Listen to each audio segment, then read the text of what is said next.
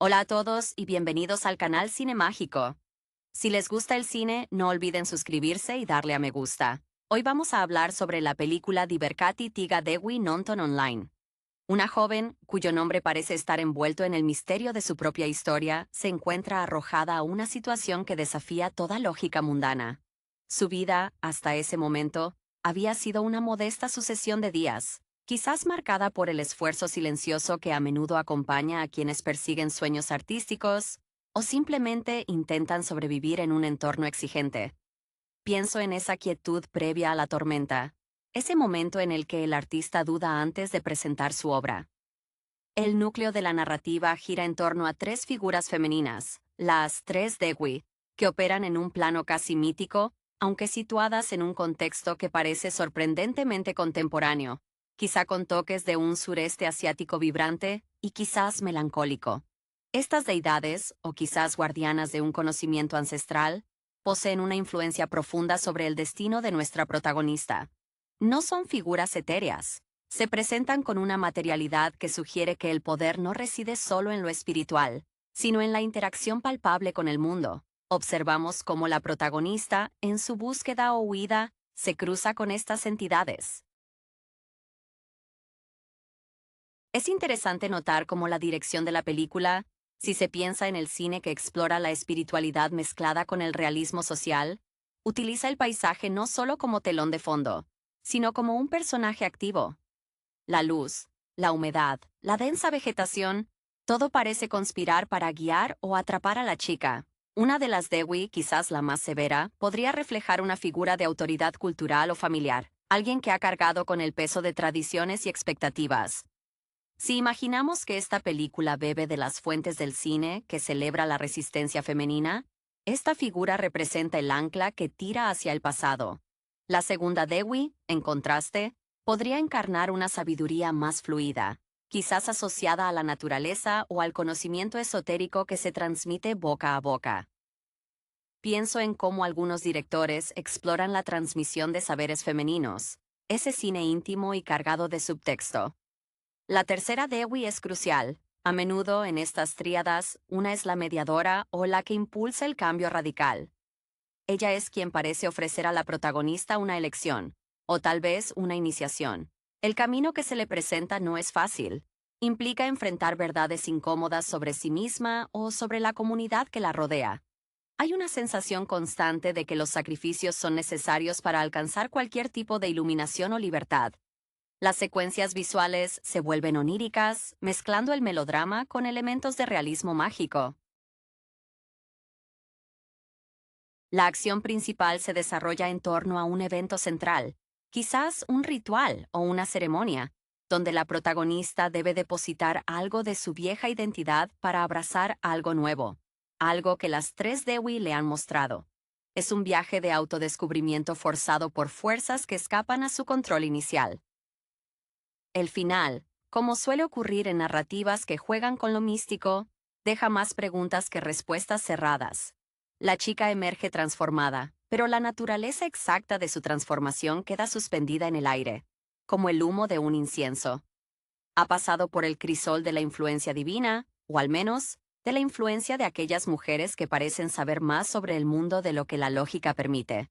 Es un cine que prefiere la resonancia emocional y simbólica a la explicación directa, dejando al espectador reflexionando sobre qué partes de su propia vida están guiadas por fuerzas que apenas comprende. La atmósfera de la película se impregna de una melancolía palpable, casi como si el aire mismo estuviera cargado de historias no contadas. Nuestra joven, cuyo rostro podría haber estado destinado a la quietud de un trabajo rutinario, ahora se enfrenta a una turbulencia interna amplificada por la presencia constante de estas guardianas. Me la imagino con esa mirada de quien ha visto demasiado pronto la grieta en el espejo de la realidad. Al reflexionar sobre la posible trayectoria de la actriz que interpreta a la protagonista, uno puede intuir que este papel exige no solo vulnerabilidad, sino una tenacidad oculta, la clase de fuerza que se forja en el silencio de la resistencia. Es el tipo de actuación que recuerda a esas intérpretes que pasan de papeles secundarios a convertirse en el eje central de narrativas complejas. aquellas que tienen la capacidad de sostener el peso emocional de lo sobrenatural sin caer en la exageración. Las tres Dewi, por su parte, no son solo personajes arquetípicos, son expresiones de un poder femenino que ha tenido que adaptarse, disfrazarse o esconderse a lo largo de las generaciones. Pienso en la primera Dewi, quizás vestida con ropas que sugieren una conexión con el comercio o la administración del destino terrenal. Alguien que entiende las reglas del juego humano y las emplea. Ella podría haber sido inspirada por figuras matriarcales del cine asiático que manejan los hilos económicos y sociales con una astucia casi hipnótica. La segunda, la más ligada a la tierra y al conocimiento herbario o curativo, irradia una calma engañosa. Su sabiduría no se encuentra en los libros, sino en el ritmo de las estaciones. Hay un detalle, quizás un gesto repetitivo con las manos o una forma particular de mirar el horizonte, que sugiere una vida dedicada a la observación profunda. Esto me recuerda a ciertas directoras que se inspiran en las historias orales de sus abuelas, dotando a sus personajes de una autoridad silenciosa basada en la experiencia acumulada. Y luego está la tercera, la impulsora del cambio. Su energía es mercurial. Si la película busca un paralelo con el cine de iniciación, esta Dewi es la que empuja a la protagonista al borde del precipicio, no para que caiga, sino para que descubra que puede volar o, al menos, construir sus propias alas en la caída. Su interacción con la joven debe ser intensa, llena de diálogos cargados de doble sentido, donde cada palabra no es una instrucción, sino una clave para desbloquear una parte dormida del ser de la protagonista. Me viene a la mente la influencia del realismo mágico latinoamericano, adaptado a un contexto asiático, donde lo milagroso se trata con la misma naturalidad que recoger fruta. El clímax, ese momento de confrontación ritualística, debe estar filmado con una tensión exquisita. No se trata de una batalla física, sino de una rendición voluntaria ante un destino elegido.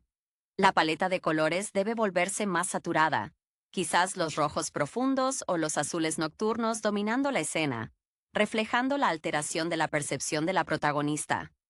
Ella está siendo moldeada, desmantelada y reconstruida por estas fuerzas telúricas.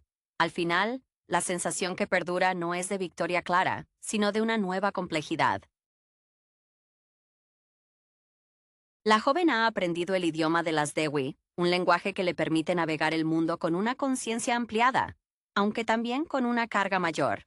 Ha intercambiado la simplicidad por la verdad, un trato que el cine existencialista siempre nos presenta como inevitable y a la vez trágicamente necesario.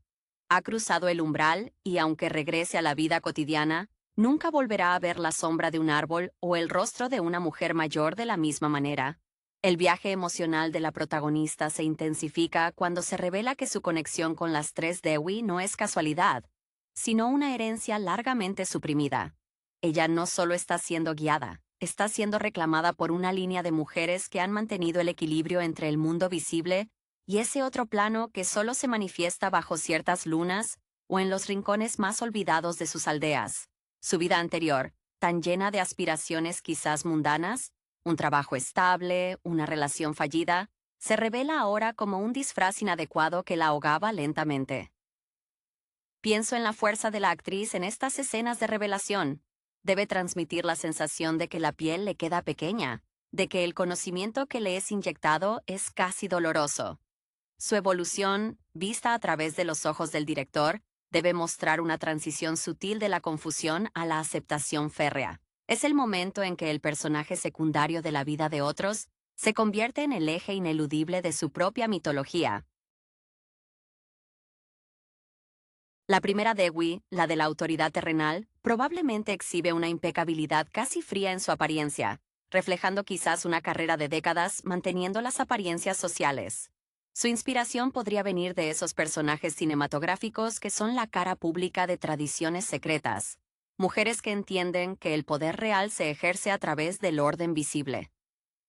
Su severidad no es maldad, sino la exigencia del mantenimiento de un sistema antiguo. La segunda Dewi, la que canaliza la sabiduría natural, debe tener una presencia más orgánica, quizás con ropajes que recuerdan a la tierra mojada o al musgo. Su carisma es silencioso, forjado por la paciencia de los elementos. Es la que le enseña a la joven a escuchar el subtexto del silencio, una habilidad que en el cine de introspección es a menudo más valiosa que cualquier diálogo explosivo. Su inspiración reside en la sanadora rural, cuya reputación se construye sobre la base de milagros pequeños y consistentes. La tercera Dewi, la más dinámica, es la que pone a prueba la fibra moral de la joven. Ella encarna la necesidad de romper con el pasado para asegurar el futuro de la línea. Si la película bebe de tropos de sacrificio, esta figura es la que presenta la balanza. ¿Qué estás dispuesta a perder para ganar tu verdadera esencia? Su energía es casi eléctrica, y en la dirección, esto se traduciría en planos más cerrados, un uso más agresivo del montaje, forzando al espectador a sentir la urgencia de la decisión. El clímax no es una escena de gritos, sino de reconocimiento mudo. Se desarrolla en un espacio liminal, quizás un antiguo templo abandonado o un claro iluminado de manera antinatural, donde la joven ya no lucha contra las Dewi, sino que ejecuta el rito que ellas le han mostrado. Hay una liberación palpable, una descarga de la carga de expectativas ajenas. La paleta de colores, al volverse más intensa, subraya que su percepción se ha recalibrado permanentemente. Ha aprendido que la vida no es lineal, sino cíclica y gobernada por fuerzas que el mundo moderno ha decidido ignorar. Al final, cuando regresa a lo que parece ser su vida normal, su quietud es ahora la de una depredadora paciente, lista para operar desde las sombras con el conocimiento que las tres maestras le han legado. Ha ganado poder, pero a costa de la inocencia, un intercambio que resuena con la tragedia inherente a todo gran despertar. Tras la iniciación y la aceptación de su nuevo linaje, la narrativa se enfoca en las secuelas de esta transformación, explorando cómo la recién empoderada joven navega su vida cotidiana con una conciencia recién adquirida. Este periodo es fundamental, pues marca la diferencia entre una simple experiencia mística y una verdadera reconfiguración de su existencia. Me imagino que la directora busca aquí explorar la disonancia entre el mundo exterior, indiferente a sus revelaciones, y su realidad interna, ahora saturada de significado y propósito. La actriz principal debe ahora interpretar una dualidad constante. Por un lado, la necesidad de mimetizarse, de actuar como la persona que solía ser, y por otro, la tensión de contener un saber que la hace sentirse fundamentalmente ajena a las conversaciones triviales o las preocupaciones superficiales de sus antiguos conocidos. Es el peso del conocimiento, la soledad del que ve la trama oculta bajo el tapiz social. Pienso en la maestría de ciertos actores que logran comunicar universos internos complejos con un simple parpadeo o una quietud prolongada en el plano. La influencia de las tres Dewi no desaparece. Se convierte en una especie de consejo interno constante. La primera, la estratega, le enseña a utilizar las estructuras sociales existentes como herramientas, a mover piezas en el tablero sin llamar la atención. Esto sugiere una maestría en la manipulación sutil, quizás viendo en la joven un futuro gestor de los secretos de su orden. La segunda, la guardiana de la naturaleza, le infunde una capacidad para percibir las debilidades energéticas en las personas y los lugares. Una lectura del aura o del ambiente que la protege de peligros invisibles. La tercera Dewi, la catalizadora, se manifiesta en momentos de prueba, empujándola a utilizar su poder recién descubierto en actos concretos.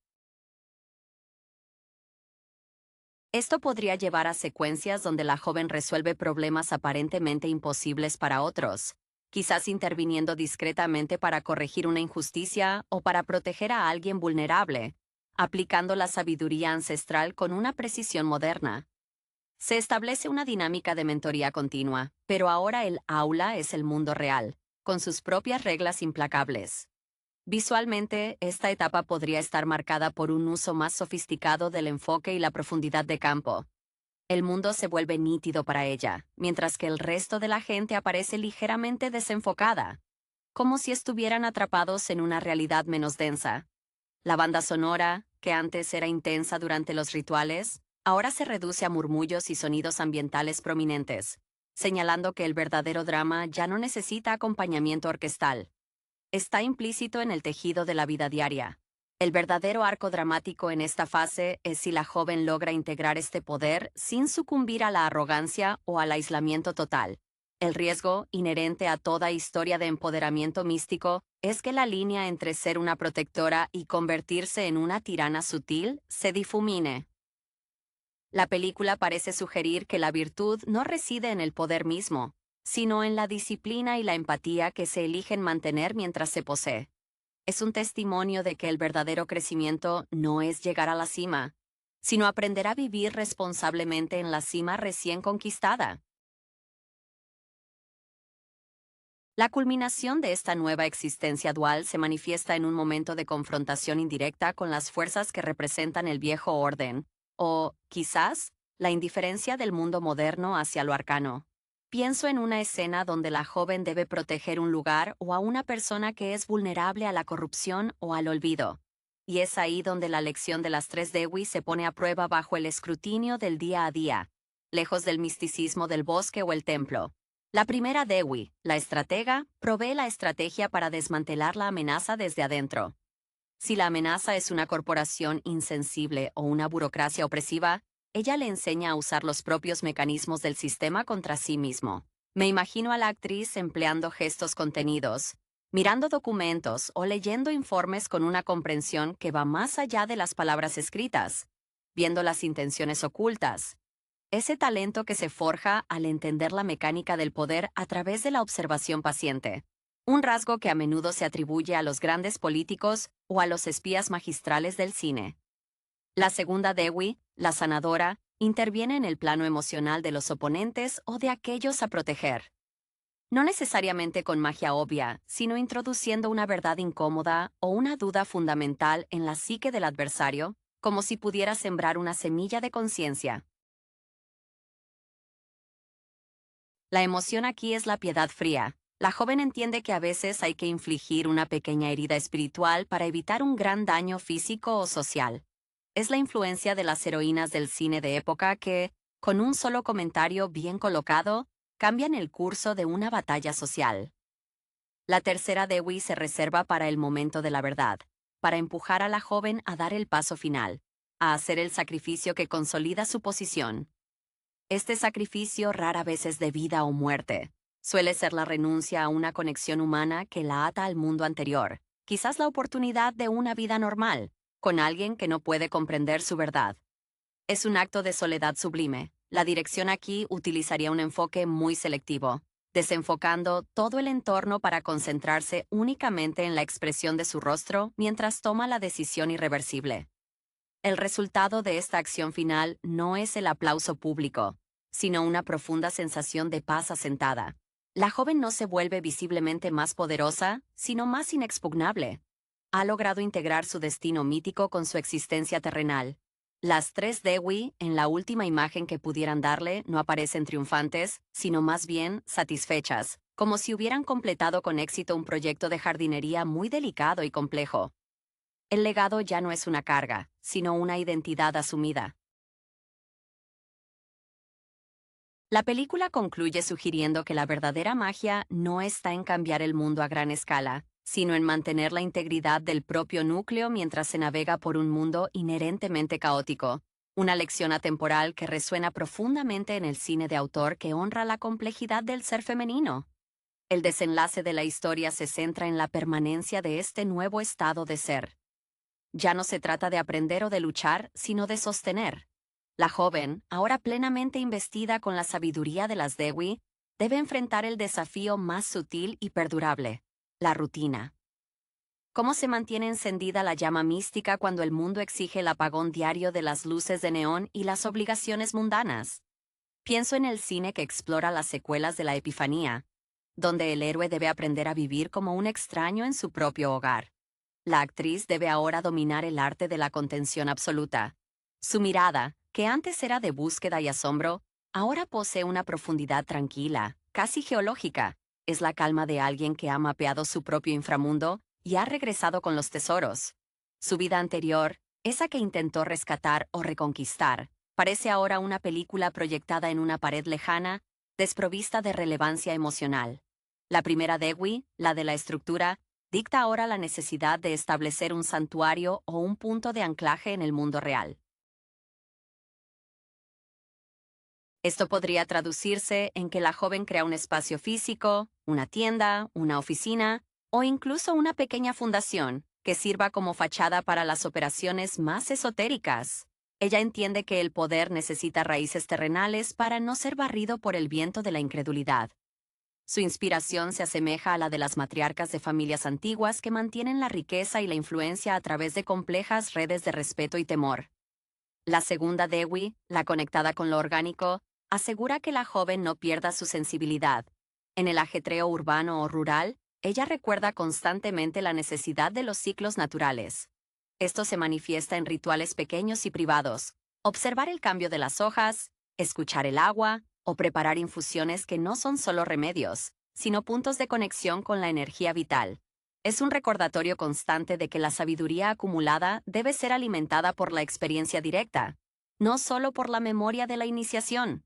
La tercera Dewi, la impulsora, se asegura de que el poder no se estanque. Su influencia se siente como una leve presión constante para actuar, para no caer en la complacencia espiritual. Si la joven se vuelve demasiado cómoda, la tercera Dewi introduce una pequeña crisis, un desequilibrio en su entorno que exige una respuesta inmediata y creativa. Esto mantiene a la protagonista en un estado de alerta benévola, forzándola a innovar dentro de las reglas que ha aprendido. La belleza de esta resolución es su falta de espectacularidad externa. No hay dragones que matar ni coronaciones públicas. Hay, en cambio, una aceptación serena del rol de guardiana silenciosa.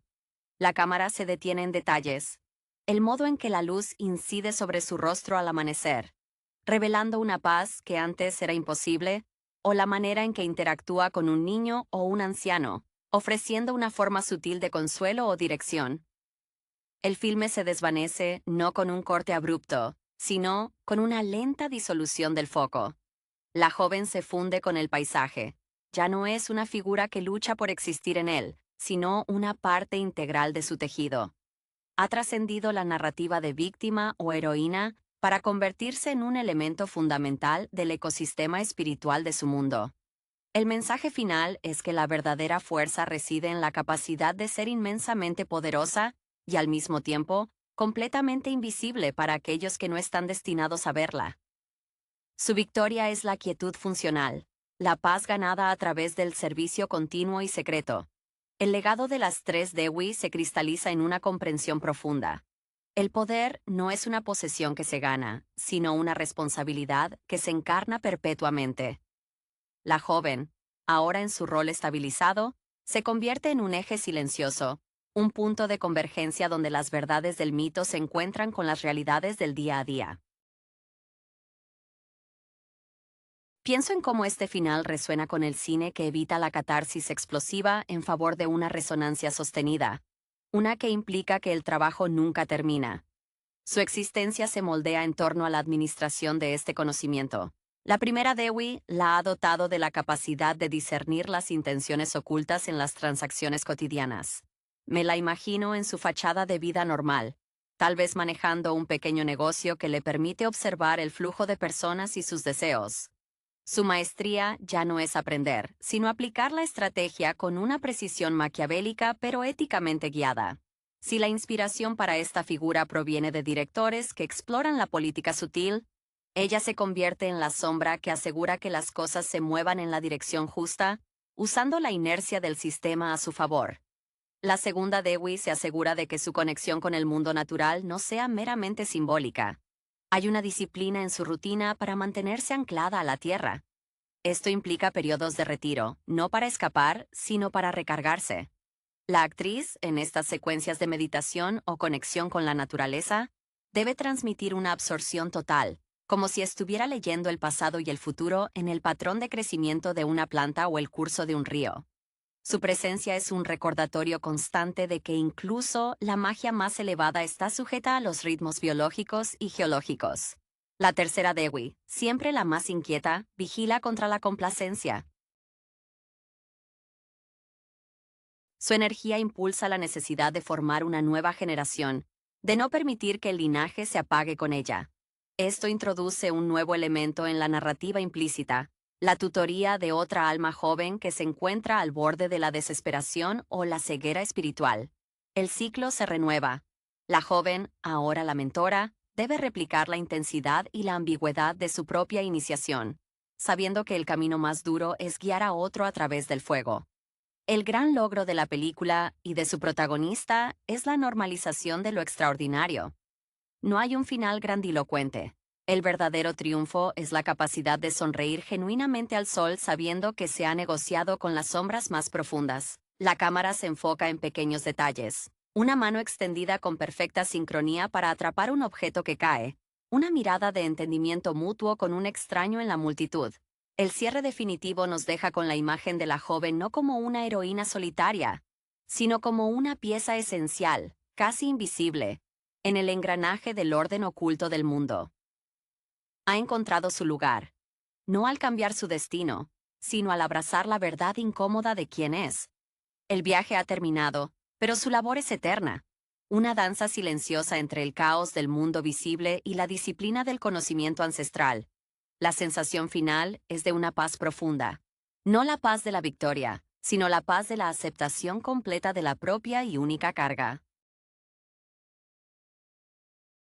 El epílogo de la historia, si es que se puede llamar así a la perpetuación de un estado, se siente menos como una conclusión y más como la instalación de un motor de movimiento perpetuo. La protagonista ya no está definida por la tensión de la transformación, sino por la fluidez de su implementación continua. Me pregunto si el director buscó deliberadamente que el público se sintiera incómodo con esta falta de resolución dramática tradicional, prefiriendo la verdad de que la disciplina espiritual es, en esencia, un trabajo sin vacaciones. Su interacción con el mundo se ha refinado hasta convertirse en una forma de arte performativo minimalista.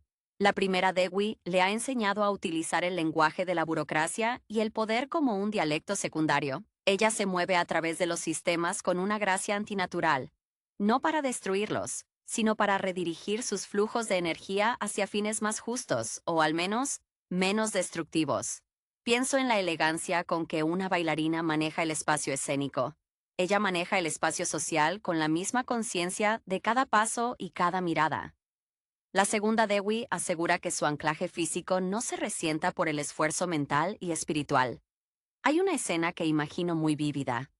Ella está sentada en un entorno moderno y ruidoso, pero sus ojos están enfocados en la textura del aire, quizás detectando una impureza o una vibración discordante. Esta capacidad de sintonizar con el plano material esencial le otorga una inmunidad sutil. Es la actriz quien debe hacer creíble que una persona puede estar completamente presente en una reunión de negocios, y al mismo tiempo, sintonizada con el latido de la tierra bajo el asfalto. Su arte reside en la desconexión interna mientras mantiene la conexión superficial perfecta. La tercera Dewey, la que exige el relevo, ahora la empuja hacia la mentoría activa. Este no es un acto de altruismo simple, sino una necesidad cósmica para asegurar la continuidad. La joven debe identificar a la próxima persona susceptible al llamado. Alguien que ya muestre las grietas en su propia fachada de realidad. El proceso de selección debe ser riguroso, implicando pruebas que replican sutilmente las que ella misma superó, aunque con la ventaja de la experiencia. El peso recae sobre ella de decidir quién es digno de cargar con este conocimiento. Un juicio que la primera Dewey seguramente supervisa con severidad. El tono general se ha asentado en una quietud poderosa. Las emociones intensas del principio han sido destiladas en una certeza inamovible. Si hay tristeza, es la melancolía por la belleza que el resto de la humanidad es incapaz de percibir. Si hay alegría, es la satisfacción profunda de un trabajo bien hecho, de un equilibrio mantenido.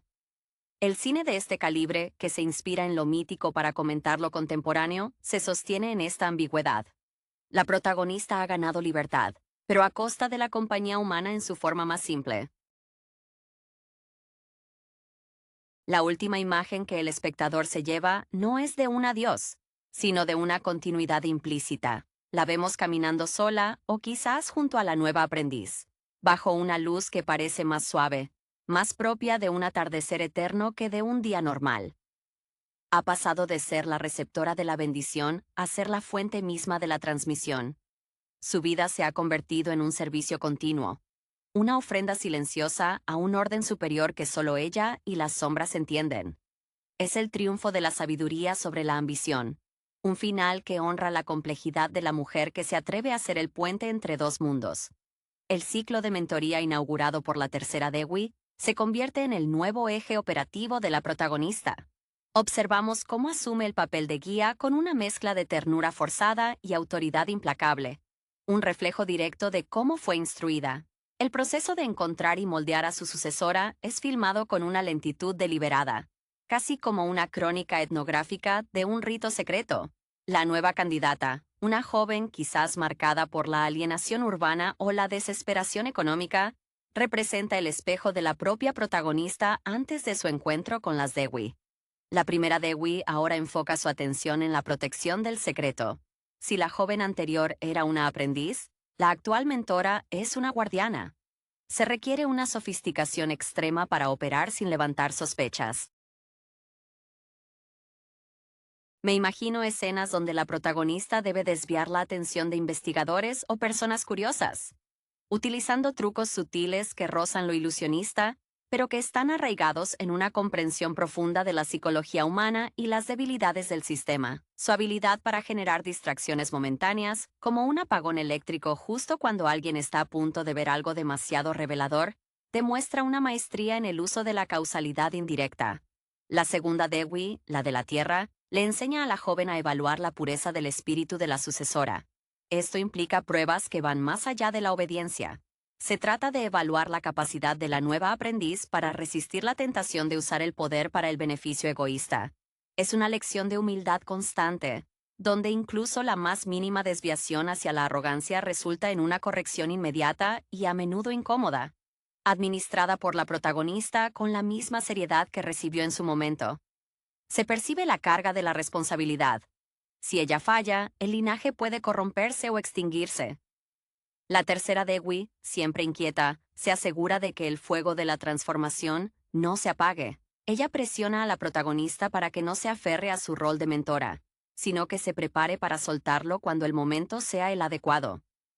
El mayor desafío para la protagonista es aprender a confiar en que la semilla plantada crecerá a su propio ritmo, sin interferencia constante. Es la enseñanza final sobre la no posesión. Incluso el conocimiento es transitorio. Esto obliga a la protagonista a mirar hacia su propio futuro, preguntándose qué hará ella cuando ya no sea la guardiana principal. Visualmente, esta etapa está marcada por una paleta de colores más fría y distante, contrastando con la calidez ritualista de la iniciación. El mundo se ve a través de los ojos de la protagonista como un lugar que debe ser gestionado con cuidado, no celebrado con fervor. La emoción predominante es una soledad madura, una aceptación estoica de que su vida ya no le pertenece enteramente a sí misma, sino a la continuidad de este conocimiento secreto. El mensaje que se consolida es que la verdadera sabiduría no se mide por la cantidad de poder acumulado, sino por la eficacia y la discreción con la que se transmite.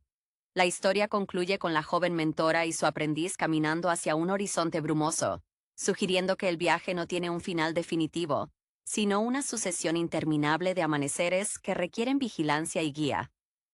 Es un tributo al cine que honra el trabajo invisible, aquel que sostiene el mundo sin buscar aplausos ni reconocimiento en la luz del día.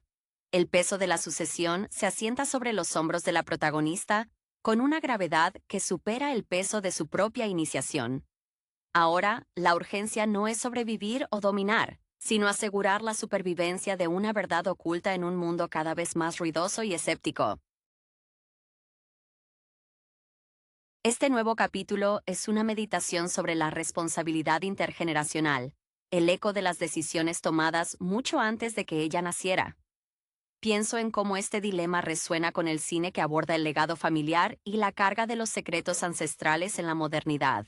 La primera Dewi supervisa la adaptación de la aprendiz, forzándola a comprender que la estructura del poder moderno es un laberinto que debe ser recorrido con precisión quirúrgica. La protagonista debe enseñar a la nueva generación a diferenciar entre la debilidad superficial y la vulnerabilidad real en sus adversarios. Es un entrenamiento en la lectura de microexpresiones, en la decodificación de la jerga corporativa o política para encontrar el núcleo de la manipulación. Me imagino a la mentora utilizando metáforas complejas, sacadas de los antiguos pergaminos o cuentos que le contaron las Dewi, aplicándolas a una junta directiva o una disputa legal, demostrando que las dinámicas humanas son atemporales. La segunda Dewi guía a la sucesora en el arte de la sanación y la protección energética, haciendo hincapié en la pureza del motivo. La joven mentora entiende que no se trata de imponer voluntad, sino de restaurar el equilibrio. Si la aprendiz muestra impaciencia o un deseo de castigar a aquellos que causan daño, la segunda Dewi interviene, a menudo a través de la protagonista, recordando que el poder sin compasión se autodestruye. Esta fase del entrenamiento se centra en la paciencia, en esperar el momento exacto en que una intervención sutil puede sanar un daño mayor. Una lección extraída de siglos de medicina y cuidado silencioso. La tercera Dewi, la más exigente con la protagonista misma, la fuerza a distanciarse emocionalmente del proceso. Debe aprender a desvincularse del resultado inmediato de su enseñanza. Es el momento de la prueba de fuego para la mentora. ¿Puede confiar en que el conocimiento, una vez transmitido, tiene vida propia? La tensión dramática surge cuando la aprendiz comete un error previsible, pero significativo. La protagonista se debate entre intervenir directamente y permitir que la consecuencia forme parte de la lección final de la aprendiz. Esta lucha interna refleja el dilema de todo maestro: saber cuándo soltar la mano. Visualmente, la película explora el contraste entre la serenidad de la protagonista y la ansiedad palpable de su alumna. La luz sobre la mentora es clara y constante, mientras que la aprendiz está a menudo sumida en sombras o iluminada por luces artificiales, simbolizando su lucha por integrarse en el mundo moderno mientras aprende a operar fuera de él. El tono es de una gravedad melancólica, teñida de esperanza pragmática. El desenlace de esta etapa no es una despedida, sino una delegación formal de autoridad. La protagonista, habiendo completado su ciclo como transmisora directa, se retira a una capa más profunda de la jerarquía de las Dewi, volviéndose quizás la sombra de la primera, la guardiana de la red completa. Su vida se reduce a la vigilancia y al mantenimiento, una existencia casi monástica dedicada a asegurar que el conocimiento no se filtre ni se corrompa. La última imagen no es de un triunfo individual, sino de la continuidad cíclica. La vista de dos figuras moviéndose juntas en la distancia, una guiando a la otra, demostrando que el poder más grande es aquel que se asegura de que siempre haya alguien más listo para tomar el relevo cuando sea necesario. La protagonista, ahora ascendida a una posición de supervisora silenciosa, experimenta una profunda metamorfosis en su percepción del tiempo y del propósito. Ya no está ligada a la urgencia de la acción directa, sino a la vasta red de la vigilancia constante. Este retiro a un rol más elevado, casi arquitectónico, subraya una madurez forjada en la renuncia al protagonismo. Pienso en cómo estas narrativas de iniciación a menudo culminan en el maestro que se convierte en el marco invisible de la acción, en lugar del ejecutor principal. La primera Dewi, cuyo dominio es la estructura, ahora confía plenamente en la protagonista para la calibración de la red global de influencia. Su labor se asemeja a la de un operador de sistemas complejos, asegurándose de que los engranajes sutiles que mantienen el equilibrio no se agarroten por la fricción del mundo exterior. La actriz debe proyectar una autoridad que no necesita ser anunciada. Es la calma profunda de quien conoce cada punto de tensión en el sistema. Su inspiración reside en las figuras históricas que manejaron imperios desde la sombra, aquellas cuya existencia se demuestra por la estabilidad del entorno, no por sus actos individuales. La segunda Dewi le recuerda la importancia de la memoria viva. En este nivel de operación, el riesgo no es la corrupción, sino el olvido, la pérdida de la conexión visceral con la fuente de su poder. La protagonista dedica tiempo a interactuar con la propia naturaleza, quizás cultivando jardines secretos o visitando antiguos lugares de poder. No para recibir, sino para ofrecer gratitud y renovar su voto. Es una disciplina de humildad permanente. El cine que aborda la espiritualidad en la vejez a menudo captura esta serenidad, la sabiduría como una conversación continua con lo inmutable. La tercera Dewi, cuya esencia es el impulso, ahora canaliza su energía a través de la antigua aprendiz, asegurando que la llama no se extinga. La protagonista observa, con una mezcla de orgullo y distancia, cómo su sucesora comete errores necesarios y triunfa en sus propias batallas. Hay una aceptación resignada de que el control total es una ilusión. El único control verdadero es sobre la propia respuesta y la calidad de la guía impartida. Este acto de soltar la mano es el sacrificio final. Renunciar a la satisfacción inmediata de la intervención directa por el bien mayor de la autonomía de la siguiente generación. Visualmente, las secuencias de esta etapa se vuelven abstractas y etéreas. Hay menos enfoque en personajes y más en patrones. El movimiento de las nubes, la geometría de las sombras al mediodía, el flujo de los datos en una pantalla que solo ella entiende. La paleta se vuelve monocromática, dominada por grises profundos y blancos luminosos, sugiriendo un plano de existencia elevado por encima del color y el drama mundano. El mensaje final de la película es que el verdadero poder no reside en la visibilidad o la conquista, sino en la capacidad de sostener y nutrir un legado de sabiduría en un mundo que conscientemente elige no ver. La protagonista ha alcanzado un estado de gracia operativa. Ya no es la elegida, sino la arquitecta del sistema que elige a los elegidos. La historia concluye no con un final, sino con una promesa de continuidad, una certeza de que mientras existan sombras y complejidades en el mundo, habrá quienes, como ella, trabajen silenciosamente desde la luz para mantener el frágil equilibrio. El estado de vigilancia perpetua y supervisión arquitectónica de la protagonista se consolida en una existencia casi monástica, marcada por una serenidad que raya en la atemporalidad. Su evolución no es hacia un poder más explosivo, sino hacia una invisibilidad funcional más profunda. Se ha convertido en el silencio necesario que permite que el caos controlado del mundo siga girando.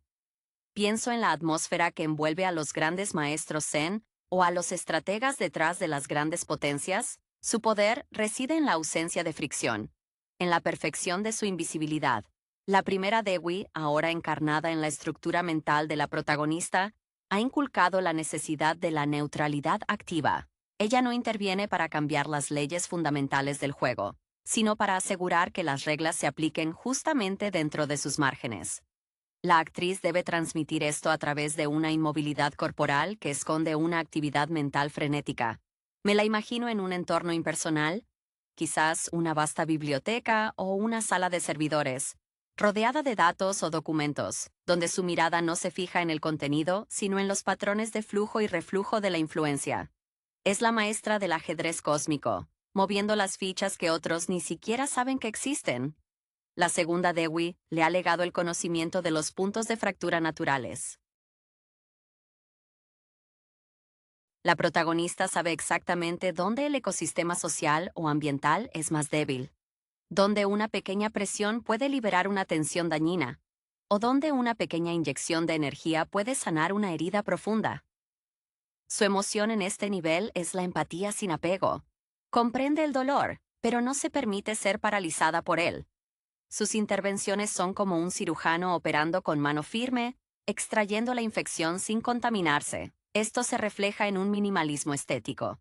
Su vestimenta y entorno son neutros, para que su aura de conocimiento no distraiga de la acción precisa. La tercera Dewi se manifiesta en la protagonista como el recordatorio constante de su propia mortalidad relativa y la necesidad de confianza absoluta en la sucesora.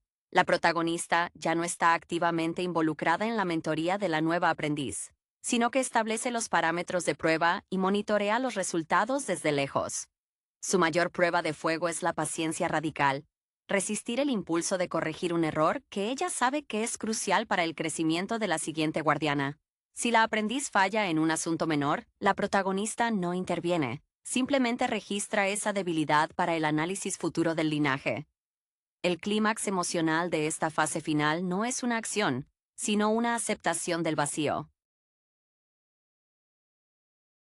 La protagonista puede encontrarse sola, quizás en un paisaje vasto y desolado, un desierto, una cumbre nevada, donde la ausencia de sonido y presencia humana es casi absoluta.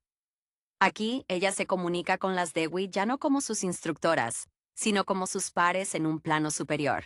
El diálogo interno es fluido, una comunión de conciencia colectiva. La paleta visual aquí es austera, dominada por texturas crudas y luz natural dura, despojada de todo artificio. El verdadero cierre de la película es la disolución de la identidad individual en el deber. La joven que inició el viaje ha desaparecido por completo, no por muerte, sino por trascendencia funcional. Se ha fusionado con el rol. La sensación final que deja en el espectador es de una calma inquietante. El orden existe, pero es invisible, constante y eternamente vigilado por aquellos que han sacrificado su propia narración personal para convertirse en la infraestructura silenciosa del mundo. El viaje no termina. Simplemente, el foco de la cámara se aleja, dejando a la protagonista en su infinita labor de contención. La película, Diverkati Tiga Dewi Nonton Online, aunque quizás no resuene inmediatamente con el público internacional debido a su origen y posible distribución limitada, presenta un interesante prisma a través del cual examinar las dinámicas de poder, la representación femenina y la intersección entre tradición y modernidad. Al sumergirnos en su narrativa, se revela una estructura que, aunque anclada en contextos locales, toca fibras sensibles universales sobre el destino y la agencia personal. Observando a las tres figuras centrales, las Dewi, diosas o mujeres bendecidas, se puede inferir una cuidadosa construcción de arquetipos.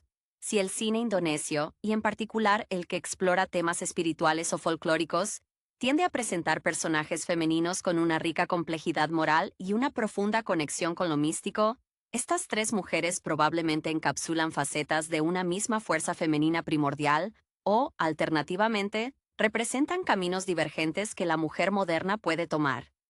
La elección de tres figuras sugiere una posible alusión a tríadas mitológicas conocidas, buscando quizás evocar un sentido de completitud o de un ciclo vital. La doncella, la madre y la anciana, o quizás tres aspectos de la fortuna o la sabiduría. Si tuviéramos que especular sobre las trayectorias de las actrices que las interpretan, podríamos imaginar que, al igual que muchas estrellas de la industria cinematográfica del sudeste asiático, su formación probablemente abarca tanto el teatro tradicional como las producciones de cine comercial.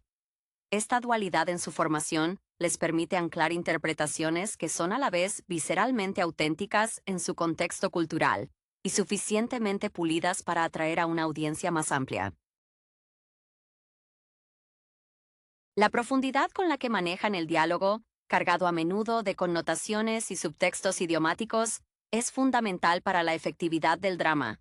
El título mismo, que alude a la posibilidad de ver en línea, introduce una capa metanarrativa fascinante.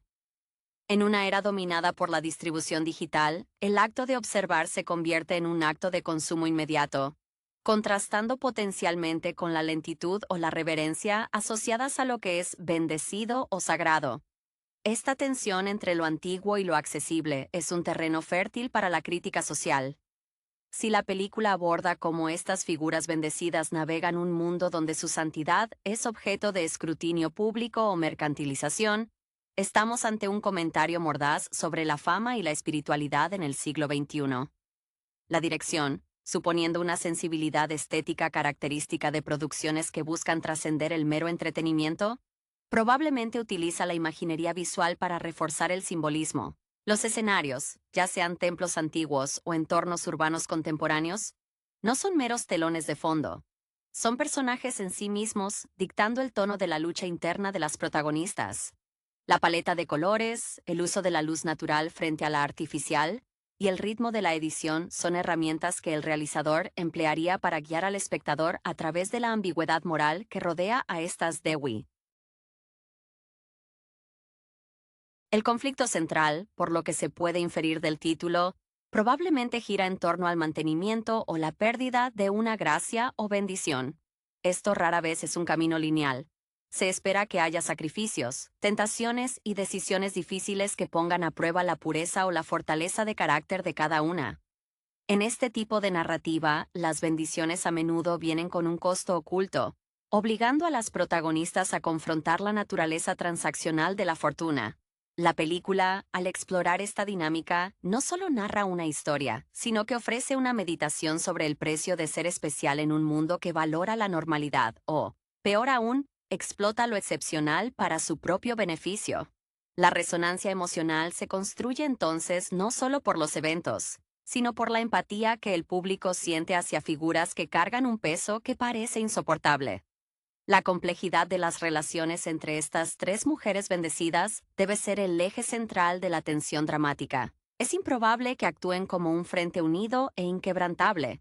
Más bien, sus bendiciones o sus destinos podrían estar entretejidos de manera competitiva o complementaria, forzando al espectador a juzgar qué camino es el más virtuoso o el más sostenible. Una de ellas podría encarnar la devoción tradicional, encontrando su poder en el aislamiento y el ritual, quizás con una interpretación que evoque la quietud y la resignación aprendida, características a menudo exigidas a las figuras femeninas en contextos conservadores. Su lenguaje corporal, previsiblemente contenido y formal, contrastaría fuertemente con la expresión de las otras dos. Imaginemos a la segunda Dewi como la modernizadora, aquella que intenta reinterpretar su bendición dentro del marco del éxito contemporáneo. Si las actrices tienen experiencia en el cine de género más comercial, esta figura podría estar dotada de una energía más volátil, quizás coqueteando con la corrupción o la fama efímera. Su arco argumental seguramente exploraría la tentación de usar el don para ganancia personal, poniendo en peligro no solo su propia gracia, sino la de sus compañeras. Su vestuario, si la producción es detallada, mostraría una clara ruptura con la estética tradicional, optando por siluetas más audaces o colores que gritan modernidad y desafío. La tercera Dewi, quizás la más enigmática, podría ser la mediadora o la caída. Su conflicto interno podría manifestarse a través de una melancolía palpable, sugiriendo que la carga de ser bendecida es demasiado pesada, llevándola a un estado de resignación melancólica o incluso rebeldía silenciosa. Es en ella donde el director podría depositar la crítica más aguda sobre la inautenticidad impuesta por la expectativa social. Su desarrollo emocional, sutil y basado en miradas largas y silencios prolongados, requeriría una actriz con una maestría excepcional en el arte de la subexpresión, aquella capaz de transmitir tormenta interior sin recurrir a gestos exagerados. El ambiente sonoro, más allá de la música diegética o extradiegética, jugaría un papel crucial en definir la atmósfera emocional. Si la película busca un tono reverencial, los sonidos ambientales, el viento, el murmullo de un templo, el ruido distante de la ciudad, serían amplificados, creando una textura envolvente que aísla a las protagonistas en su burbuja mística. Por otro lado, si el conflicto es de naturaleza terrenal, una disputa por herencia, un secreto revelado, el sonido se volvería más áspero, dominado por la voz humana y el eco de sus propias culpas. El non-tone online del título resuena aquí no solo como un medio de distribución, sino como una metáfora de la vigilancia constante. Estas mujeres, marcadas por lo divino, están permanentemente bajo el lente del escrutinio público, ya sea por la comunidad local o por la audiencia global que las observa a través de una pantalla. Esto añade una capa de paranoia y vulnerabilidad. Sus actos más íntimos están sujetos a interpretación y juicio. La verdadera prueba de su bendición no reside en su poder sobrenatural, sino en su capacidad para mantener su integridad cuando su vida es una película vista por millones. Así, la obra se transforma en una meditación sobre el performance de la virtud y la fatiga de la santidad, impuesta en un mundo que ya no cree en la santidad, sino en el espectáculo. La interacción entre estas tres fuerzas femeninas, forzadas a coexistir bajo el peso de una designación sagrada, es donde reside el verdadero motor narrativo. El guión, si está bien construido, no se limitará a describir sus dones individuales, sino a explorar cómo estos dones entran en conflicto cuando se aplican a problemas muy humanos: celos, amor no correspondido o la simple necesidad de supervivencia económica. Pensemos en la tercera Dewi, la melancólica. Su renuncia silenciosa podría ser interpretada por una de las otras como debilidad o, peor aún, como un secreto que guarda celosamente para socavar el estatus de las demás.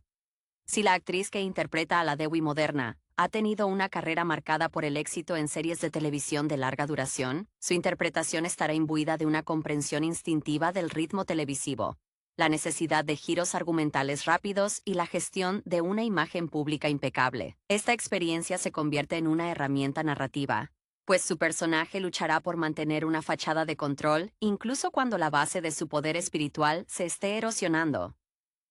Veremos gestos mínimos, quizás una mano que se aprieta justo antes de responder a una pregunta difícil, revelando la tensión entre su actuación pública y su realidad privada.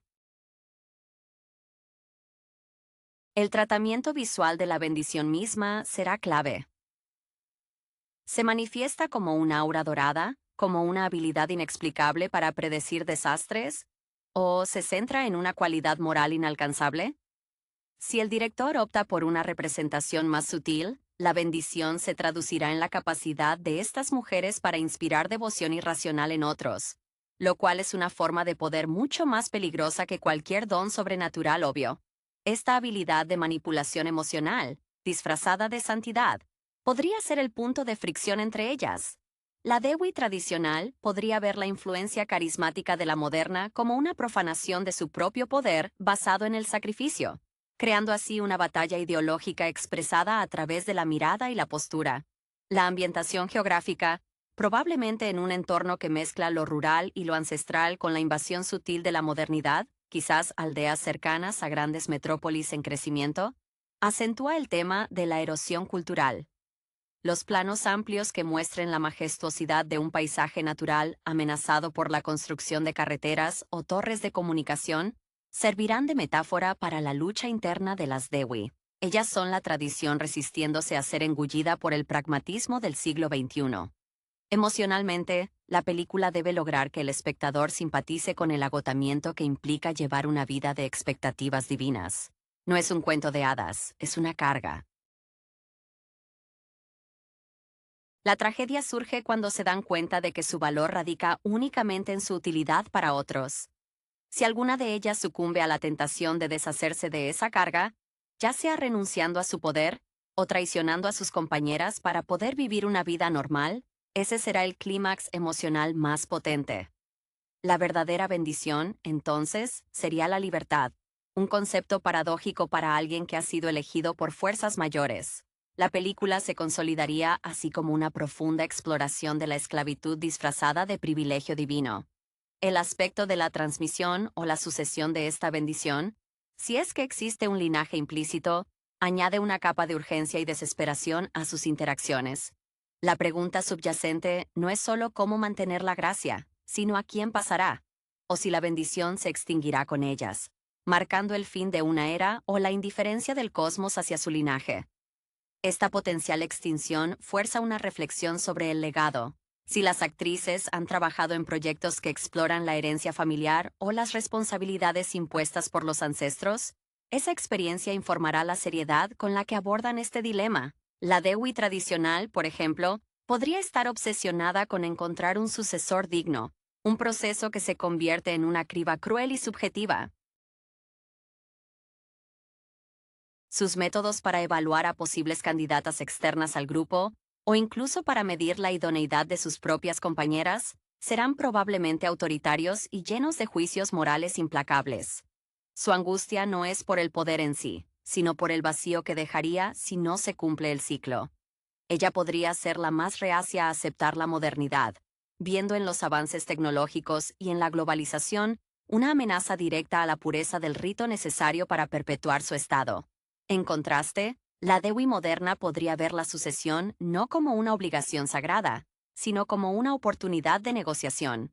Podría estar buscando activamente formas de empaquetar o vender la bendición a la mejor postora del mundo corporativo o político, utilizando su experiencia en relaciones públicas para convertir un don espiritual en una marca poderosa. Aquí es donde la influencia de las películas que tratan sobre el cinismo empresarial o la traición por dinero se haría evidente en la actuación. Una frialdad calculada al discutir temas que para la otra hermana son de vida o muerte espiritual. La banda sonora, en su fase de clímax, Probablemente justapondría elementos orquestales grandilocuentes asociados al drama épico, con sonidos electrónicos disonantes o grabaciones de voces humanas distorsionadas, simbolizando el caos que resulta cuando lo sagrado es forzado al molde de lo comercial. Esta cacofonía auditiva serviría como reflejo externo de la desintegración de la unidad entre las tres. El sonido de un clic de cámara o el pitido de un teléfono móvil introducido en un momento de profunda meditación crearía un choque que subraya la tesis de la película, que la modernidad no solo observa, sino que interrumpe y en última instancia redefine lo sagrado. La película se convierte entonces en un requiem por la fe en un mundo saturado de imágenes disponibles al instante. La exploración de la identidad femenina bajo el peso de una expectativa sobrenatural alcanza su punto más álgido cuando se examina la soledad intrínseca a su condición. Ser una Dewi implica una separación fundamental del resto de la humanidad. Son a la vez veneradas y temidas, nunca verdaderamente comprendidas. Esta incomunicación forzada es un caldo de cultivo para la neurosis y el resentimiento reprimido. Es muy probable que el guión dedique tiempo a mostrar momentos de vulnerabilidad extrema en privado, cuando las máscaras de la santidad caen y solo queda la mujer detrás del mito. La actriz que encarna a la figura más tradicional, quizás la más cercana a la devoción monástica, revelaría su dolor no a través de llantos histéricos, sino mediante la obsesión por la limpieza o el orden meticuloso de sus espacios rituales. Su mano temblaría levemente al tocar los objetos sagrados, no por falta de fe, sino por el miedo constante a la profanación inadvertida. Si su formación incluye el baile clásico o el teatro de sombras, su resistencia a la modernidad se manifestaría en una rigidez corporal casi dolorosa. Cada movimiento medido para no desperdiciar la energía necesaria para mantener su vínculo con lo trascendente. Ella anhela la simple conexión humana, pero teme que cualquier lazo afectivo la descalifique. Por otro lado, la Dewi que intenta navegar el mundo digital, la figura moderna, podría mostrar su fatiga a través de una constante hiperactividad. En lugar de un retiro silencioso, su refugio es la multitarea, la programación de apariciones en vivo, el responder mensajes a una velocidad inhumana. Su agotamiento se traduce en lapsus en su discurso. Momentos en los que el personaje público tropieza y revela una visión cínica de la audiencia que la idolatra. Si ha trabajado en proyectos de moda o publicidad, su conciencia sobre la imagen es tan aguda que su propia apariencia se convierte en una prisión de perfeccionismo, forzándola a una belleza inalcanzable que consume su energía vital. El tercer personaje, la que lidia con la melancolía, podría encontrar una forma perversa de conexión a través del autosabotaje sutil. Ella no busca activamente destruir su bendición, sino que se permite pequeñas faltas, invitando al juicio externo como una forma de reafirmar su existencia en el mundo tangible. Podría tener una afinidad secreta con el ruido urbano o con personas fuera del círculo de lo sagrado. Este personaje es crucial porque humaniza la carga. Muestra que incluso lo divino puede desear la mediocridad, el anonimato. Su tristeza no es solo metafísica, es la tristeza de la pérdida de elección. El clímax visual de esta introspección podría emplear espejos o superficies reflectantes rotas. Al intentar verse a sí mismas, las Dewi no encuentran un reflejo unificado, sino múltiples fragmentos distorsionados de lo que deberían ser. El director utilizaría primeros planos extremos sobre los ojos de las actrices, capturando el momento exacto en que la máscara se desliza y el espectador ve el puro terror de la responsabilidad sin amor incondicional. La película, al llegar a este punto, nos enseña que el verdadero milagro no reside en poseer un poder especial, sino en la capacidad de las mujeres para seguir luchando por su propia definición de ser, incluso cuando el universo parece haber dictado su papel de antemano. La resolución del conflicto, si es que la película permite una resolución clara en lugar de un mero estancamiento ambivalente, probablemente se jugará en el terreno de la aceptación mutua o la separación definitiva. La dinámica de las tres es análoga a la de un sistema tripartito bajo estrés. Su colapso o su reconfiguración definirá el mensaje final. Si el director ha favorecido una visión pesimista influenciada por el cine de autor que desconfía de los finales felices fáciles, las Dewi podrían llegar a un entendimiento sombrío. Solo una de ellas puede perdurar en su forma actual, forzando a las otras dos a una especie de muerte simbólica o exilio voluntario. Imaginemos que la Dewi tradicional, al ver la futilidad de imponer el dogma en un mundo que consume ídolos a diario, decide el sacrificio supremo, un retiro total que borra su rastro de la esfera pública, volviéndose un secreto mejor guardado que una leyenda. Su partida sería filmada con una lentitud casi dolorosa, destacando la belleza austera de su elección, un rechazo al espectáculo. Para la actriz, este momento requeriría una maestría en la actuación no verbal, comunicando la paz obtenida a costa de la relevancia terrenal.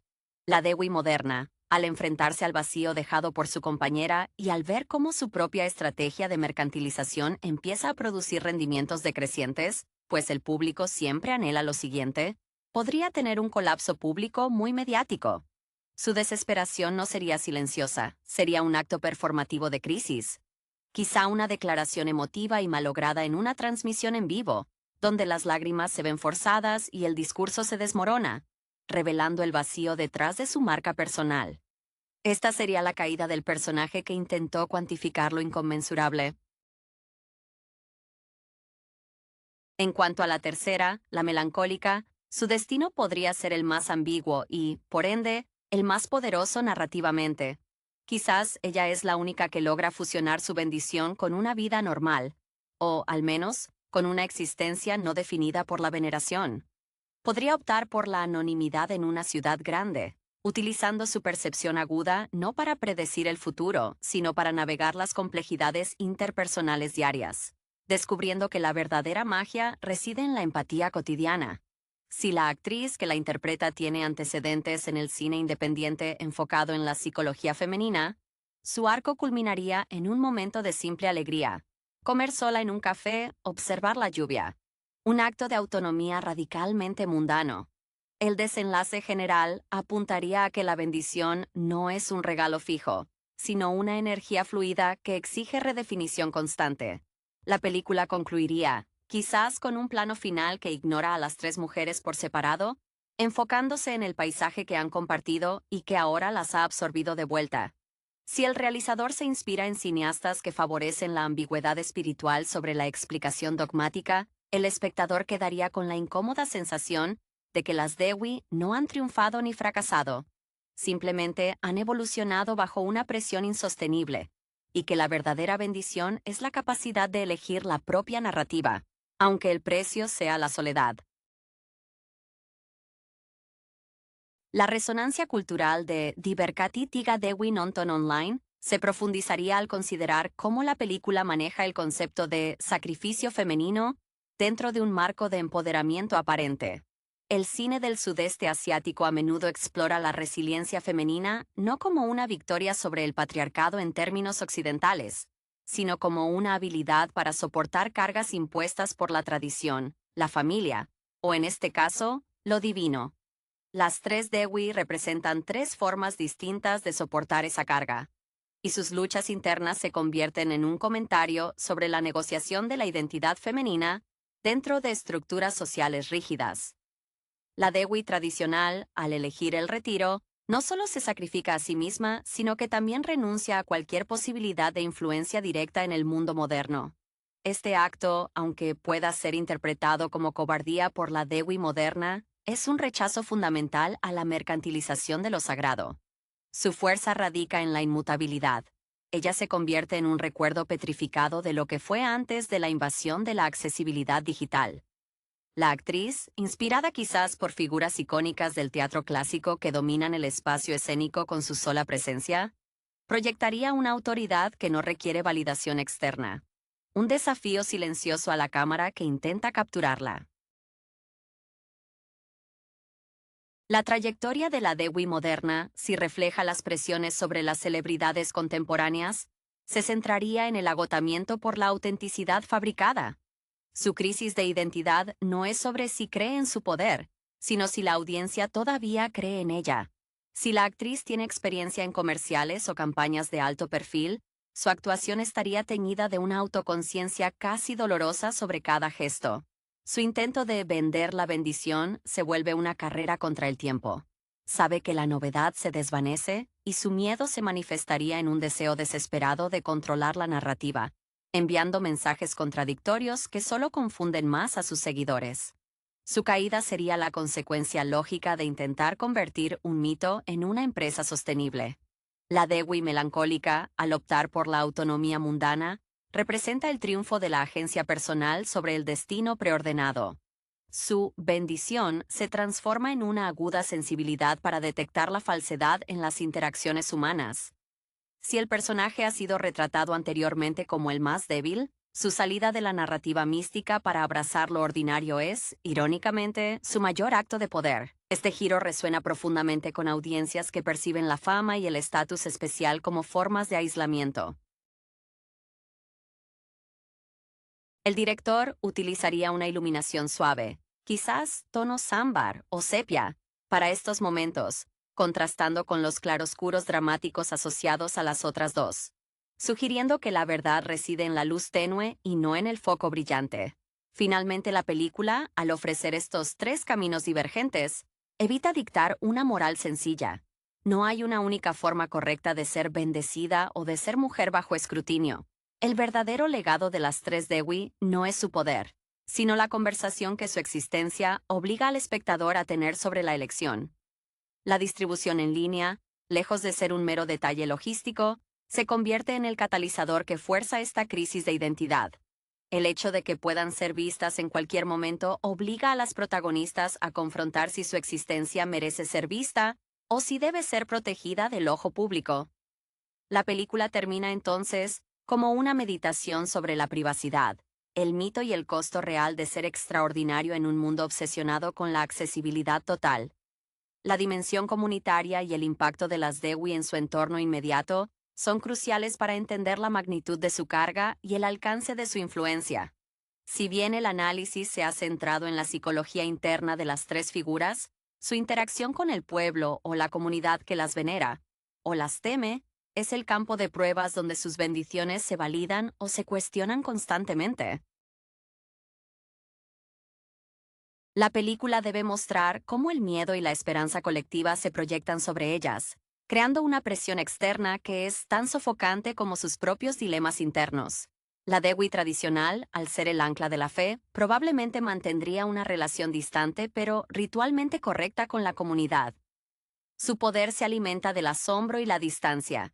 Si los habitantes del pueblo necesitan una prueba tangible de su favor, una cosecha abundante, la curación de un enfermo, las expectativas son inmensas y el fracaso imperdonable.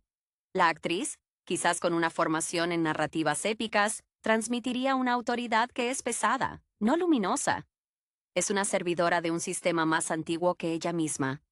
La coreografía de sus interacciones con los aldeanos sería formal, casi coreografiada, reflejando la rigidez de su papel impuesto.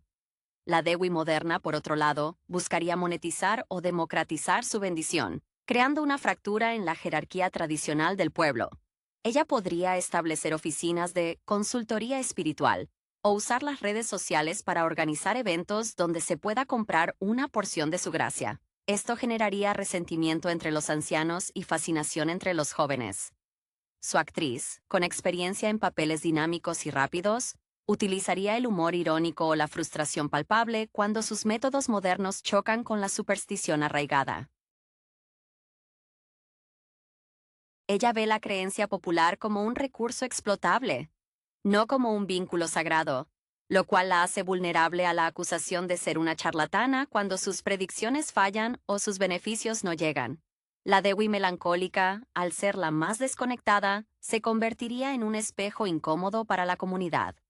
Su apatía o su aparente falta de interés en mantener la ilusión espiritual obligaría a los devotos a cuestionar la naturaleza de su fe. Si la bendición puede existir sin la devoción activa de la bendecida, ¿es realmente necesaria? Su figura podría ser el receptáculo de las dudas y fracasos no expresados del pueblo.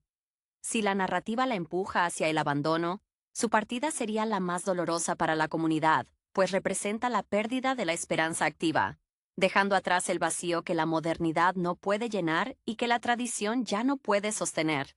El diseño de sonido, al capturar esta interacción social, Jugaría con la amplificación de los susurros y las voces de la multitud. Los murmullos de juicio o de adoración se convertirían en un rugido constante que acecha a las protagonistas incluso en sus santuarios privados. La tensión se acumula cuando la película muestra cómo una acción privada de una Dewi, un desliz, una duda, es inmediatamente magnificada y malinterpretada por el colectivo, demostrando que, al estar bendecidas, pierden su derecho a la privacidad ante el ojo voraz de la fe popular. La película se revela así no solo como un drama personal, sino como un estudio etnográfico sobre cómo las comunidades utilizan lo extraordinario para legitimar sus propias estructuras sociales y mitigar sus ansiedades existenciales. El tema de la autenticidad y la performatividad, tan inherente al título que sugiere la visualización en línea, adquiere una nueva dimensión cuando se considera la relación de las Dewi con sus propios cuerpos como recipientes de lo sagrado. En muchas tradiciones, el cuerpo femenino es un campo de batalla ideológico, y para estas mujeres bendecidas, su físico es su principal activo y su mayor vulnerabilidad. La película, presumiblemente, dedicaría tiempo a examinar cómo cada una gestiona su apariencia física bajo el constante escrutinio. La Dewi tradicional exigiría un control corporal casi ascético. Su vestimenta, probablemente opaca y cubriente, no sería solo un signo de modestia, sino una barrera activa contra la mirada lasciva o invasiva. Si la actriz tuvo una formación rigurosa en danza o artes marciales, su compostura sería una demostración de disciplina espiritual. Cualquier desorden en su atuendo o cualquier signo de flacidez o enfermedad sería interpretado no solo como una debilidad personal, sino como un presagio de desgracia para toda la comunidad que depende de su pureza intacta. La Dewi moderna, en su intento de actualizar la bendición, se enfrentaría a la tiranía de la imagen digital. Su cuerpo se convertiría en una mercancía hipersexualizada o, inversamente, en un lienzo para declaraciones audaces de empoderamiento superficial. Si la actriz ha transitado del drama a proyectos más enfocados en el estilo de vida o la moda, mostraría una obsesión por la estética contemporánea, utilizando cirugías o dietas extremas no por vanidad, sino como un intento desesperado de hacer que su poder parezca accesible y aspiracional para el consumidor moderno. Su cuerpo es la prueba de concepto de su marca. La figura melancólica, sin embargo, podría utilizar su cuerpo como un medio de protesta pasiva. Si ha sido bendecida con una belleza sobrenatural, su descuido intencional, dormir mal, comer poco o de forma desordenada, sería una sutil forma de sabotaje estético. Ella intenta desdibujar su propia imagen mítica, forzando a la comunidad a ver la mujer real debajo del mito. Este conflicto corporal se manifestaría en la tensión entre la piel tersa requerida por la veneración y la fatiga visible que lucha por ocultar. Un campo de batalla interno filmado a través de primeros planos que capturan el parpadeo lento y la palidez bajo la luz artificial del estudio o el set de grabación. El director utilizaría el contraste de las texturas corporales y la vestimenta para comentar sobre la evolución de la fe. La tela pesada y rugosa de la tradicional frente a los materiales sintéticos y brillantes de la moderna, y quizás el algodón simple y gastado de la tercera. Esta tríada visual de tacto y forma habla del fracaso de cualquier intento de encapsular lo divino en un solo molde estético. La película argumentaría que la bendición, al ser forzada a manifestarse en cuerpos sujetos al tiempo y al deseo, inevitablemente se corrompe o se transforma en algo irreconocible. Un eco de sus intenciones originales. El verdadero milagro, una vez más, no es el don, sino la tenacidad con la que estas mujeres se aferran a una identidad propia dentro de los límites impuestos por su destino bendito. La dimensión temporal y la percepción del futuro, influenciada por la naturaleza predictiva o sagrada de sus dones, debe ser un elemento de profunda división entre las tres Dewi. Su relación con el tiempo no es lineal como la del espectador, sino cíclica, mística, o, en el caso de la moderna, puramente enfocada en el próximo trimestre fiscal o el ciclo de noticias. La Dewi tradicional vive en una atemporalidad reverencial. Su conocimiento del futuro, si lo posee, se manifiesta como una advertencia solemne sobre el mantenimiento del orden cósmico, no como una herramienta para la ganancia personal. La actriz que encarna esta figura debe transmitir la pesadez de saber que cada momento presente ya está predestinado o marcado por el peso del pasado. Su conocimiento es una maldición de inacción, ya que interferir demasiado con el flujo predicho podría desestabilizar el orden. Su miedo primordial es la entropía, el momento en que el ciclo se rompe y su función se vuelve obsoleta. Su diálogo, si es que existe, sería críptico y lleno de alusiones a textos antiguos o profecías, un lenguaje inaccesible para la mayoría. La Dewey moderna, sin embargo, ha domesticado la precognición, convirtiéndola en información de mercado.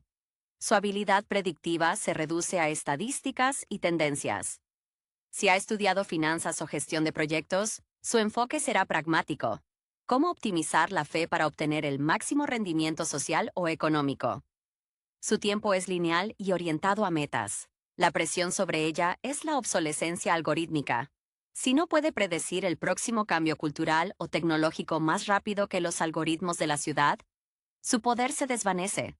Su desesperación surge cuando la aleatoriedad del mundo real irrumpe en sus modelos, quizás a través de un evento verdaderamente impredecible que ella no pudo anticipar, exponiendo la fragilidad de su ciencia.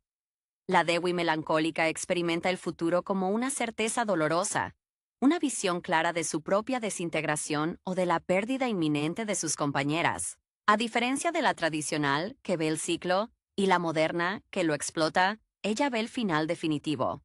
Esta visión constante del ocaso le confiere una quietud trágica.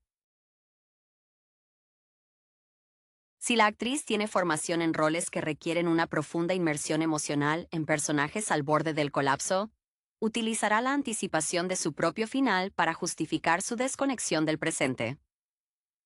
Ella vive en un estado de luto anticipado, lo que le permite observar las luchas de las otras dos con una distancia casi filosófica. El montaje jugaría con esta disonancia temporal. Podríamos ver cortes rápidos entre la Dewey moderna revisando gráficos en una tableta brillante y la Dewey tradicional realizando un rito lento y milenario, mientras la tercera mira fijamente un punto vacío, atrapada en un futuro inminente. La música, en estos pasajes, podría emplear el contrapunto, una melodía rítmica y pulsante para la moderna, una armonía lenta y modal para la tradicional, y un silencio incómodo o un eco distorsionado para la melancólica. La película nos recuerda que el tiempo, incluso para lo bendito, es una construcción, y la incapacidad de acordar una realidad temporal común es lo que finalmente fracturará su hermandad. La verdadera bendición podría ser la capacidad de vivir plenamente en el presente, algo que ninguna de las tres, atrapadas por su pasado, su futuro o su mercancía, parece poder alcanzar. La culminación de la tensión narrativa, impulsada por estas visiones temporales divergentes y las presiones externas, debe enfocarse en el ritual final o el acto de revelación que obliga a las Dewey a tomar una postura irrevocable. Este clímax, probablemente orquestado durante un evento de gran significado cultural o un festival local, se convierte en el escenario donde la dualidad entre la tradición y la accesibilidad en línea alcanza su punto más crítico. El escenario físico de este evento es fundamental. Si se sitúa en un lugar antiguo pero rodeado de tecnología moderna, cámaras de drones zumbando, pantallas LED gigantes, la colisión visual es inmediata. La Dewey tradicional intentará anclar el ritual a sus formas ancestrales, exigiendo pureza y silencio. Su desesperación se manifestará en la dificultad para mantener la concentración, ya que el sonido ambiente, saturado de las interrupciones de la modernidad, comienza a socavar la energía del rito. Su actuación se centrará en la resistencia física, forzando su cuerpo a mantenerse firme ante el caos perceptivo. La Dewey moderna verá este evento como su mayor oportunidad de difusión. Su intención será coreografiar el ritual para la cámara, simplificando los elementos místicos complejos en imágenes impactantes y digeribles para el consumo en línea. Si ha estudiado la cinematografía de videoclips o documentales de celebridades, su actuación será una exhibición calculada de emoción controlada, buscando maximizar la interacción en tiempo real. Su traición a la tradición no será explícita, sino implícita en la edición y el enfoque. Ella quiere ser la versión de la bendición que se adapta al algoritmo. La Dewi melancólica, en este momento de máximo rendimiento público, enfrentará su elección final. No se revelará con gritos, sino con una quietud absoluta, un vacío en el centro del huracán performativo. Si la comunidad espera una demostración de poder, ella ofrecerá la negación. Podría simplemente negarse a participar, o peor aún, ejecutar el rito con tal apatía que su falta de convicción se transmita con más fuerza que cualquier bendición prodigiosa. Este acto de desapego, capturado por las múltiples lentes digitales, será el momento en que su renuncia a la fama se haga pública. Si la actriz tiene una habilidad especial para interpretar el dolor silencioso, su rostro será el campo de batalla final, mostrando cómo la libertad se siente indistinguible de la pérdida. La resolución narrativa, marcada por este fracaso o transformación del ritual, debe reflejar la ambigüedad del título. El acto de ver en línea se convierte en el veredicto. La película podría concluir con una secuencia donde las imágenes de las tres Dewi, la retirada silenciosa, la explosión mediática, el rostro en blanco, se superponen en una pantalla fragmentada. El espectador, forzado a ser el juez final, entiende que el verdadero destino de la bendición no era divino, sino narrativo. La capacidad de controlar cómo se cuenta su historia.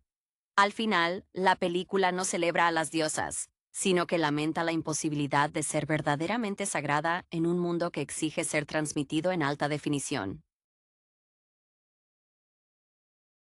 La conclusión de la narrativa, después de la implosión del ritual público, debe pivotar hacia las repercusiones internas y la redefinición del significado de bendición fuera del escenario del escrutinio. La fuerza de la película reside en su capacidad para desmantelar la santidad impuesta y explorar qué queda cuando las expectativas